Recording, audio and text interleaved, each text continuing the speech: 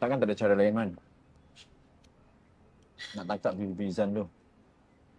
Dah sasar memang dia yang buat kat Dana. Aku dah cakap dengan kau, Adil. Jeruk macam Fizan ni bukan senang tangkap. Kau ingat dia senang tinggal bukti yang boleh kaitkan nama dia. Dulu arwah mama aku dia bunuh. Lepas macam tu je. Sekarang ni Diana pula. Takkan lepas macam tu je. Mana keadilan kat sini? Keadilan tu wujud je, Adil. Tapi kalau kita kurang bukti macam ni, macam mana nak tegak dengan keadilan? Cadangan kau cuba cari jalan lain. Jalan apa? Jalan apa lagi, Fi?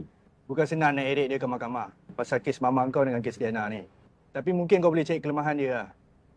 Melalui company-company dia yang berlambak kat luar. Orang macam dia ni, tak sikit banyak mesti sangkut dengan amlang.